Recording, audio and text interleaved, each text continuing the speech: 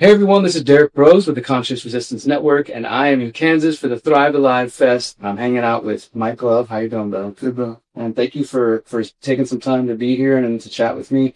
I think I first heard your music in 2012, 2011, so it's been a while. It's been cool getting to tune in and kind of watch you. Tonight will be the first time I get to hear you live, so that'll be cool. Nice. Actually, maybe one time I saw you in Vision Fest, but that wasn't, as close as tonight's going to be. But yeah, I wanted to just share a bit about your message with my audience, which is going to include some people who are familiar with you and others who have no idea who you are. So maybe we just start there. Like, how would you describe what you do? I mean, you do a lot of different things, but Yeah, for me, the kind of the root of it is that, is in its spiritual nature. It's music of healing, of awakening, of unity and togetherness. It's reggae music, so it's rooted in Rastafari, and yeah, it's really just about connection. yeah. And I mean, because you're doing guitar, you're doing live looping. I mean, you're a multi-instrumentalist. Like, Yeah. I do a lot of, I have a big band that I tour with sometimes, and I also do a solo act that includes a lot of looping and well, it's beautiful. different instruments. And definitely I'll include some links to some of the videos for those who haven't heard.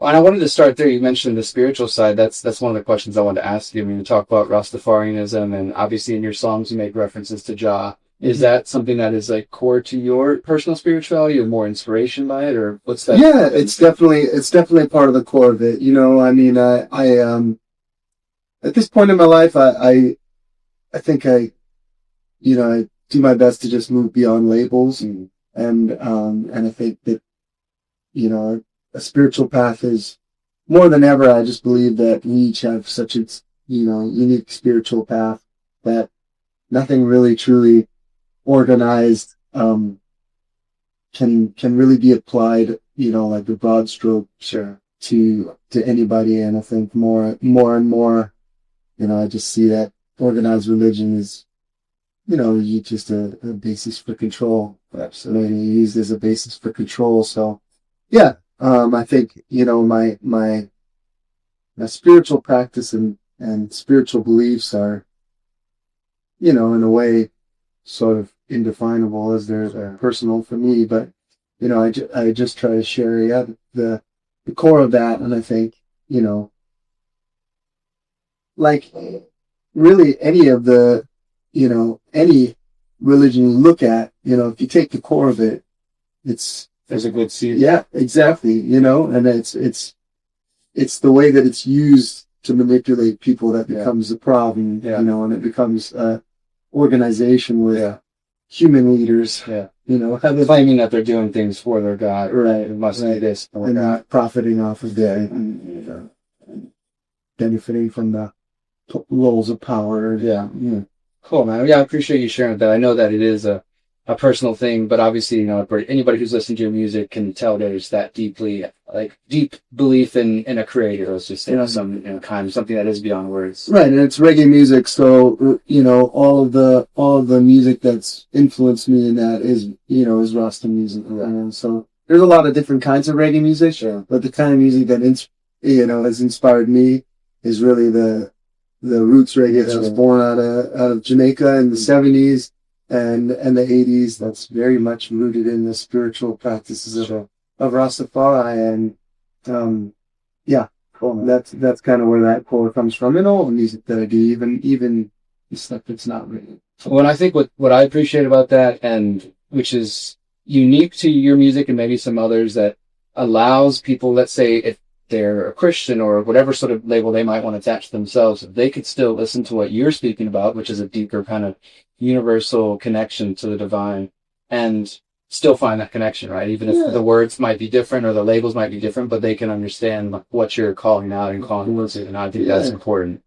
Yeah. And then the other big part of your music is obviously like socio-political and kind of speaking about different issues in the world and things like, I mean, you talk about obviously like the Babylon system, talk about one thing that I really resonated with different songs of kind of encouraging people to step beyond like maybe just the 9 to 5 thing that we've all been told is the only way to happen. So for some people, maybe that works great and they find, something that fits for them. And for others of us, maybe it feels more like a cage or the matrix, so to speak.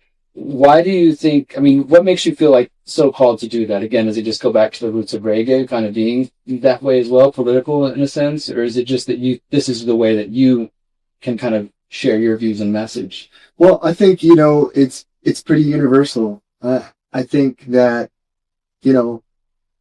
my most popular song is Permanent Holiday, right? And, the longer that song's been around, the more I realize why so many people just resonate with it across the board. Because, we are all, whether we like it or not, we take part in the system. Me too, and I'm on a permanent holiday because I'm doing what I love. And I'm supporting my family with it. I'm supporting many of my friends with it. Sure. And I'm bringing healing music to people and sharing amazing energy with people all over the world. Yeah. Bringing people together, uniting people, and, bringing a spiritual awakening. Yeah. Through music. And it's an amazing thing to be able to do and to be able to be sustained by that as well. But there's money attached to it, and then that's, a systemic problem. Really is like the root of it all comes from like capitalist system, sure. That's always gonna apply to appeal to the worst parts of human nature, right?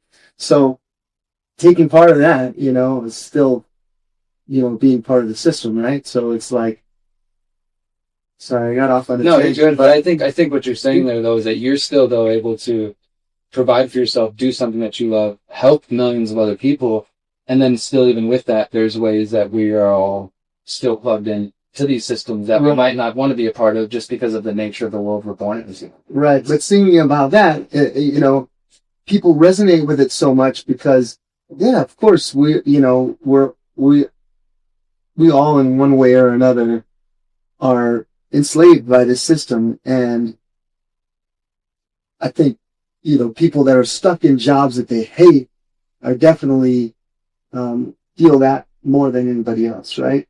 And, just stuck in that grind and trying to survive. Right. Yeah. And working 3 jobs just to survive, just to pay the bills. And it's hard, and it's especially hard to see any sort of, light at the end of the tunnel or way out of that when you're entrenched in that, and the rent and the cost of living keeps getting higher and higher and higher, and the wages stay the same, or, the taxes get higher, and it just feels like, you're treading water. And I think more than ever, what we've seen, in the last 5 or 10 years too, is like that, in America at least, and I'm sure, all around the world, it's even more prevalent than ever, but we're seeing our economy here in America kind of tank, and people that have been at this kind of level of, living pretty comfortably are now, sort of getting closer to the poverty line and getting closer to, just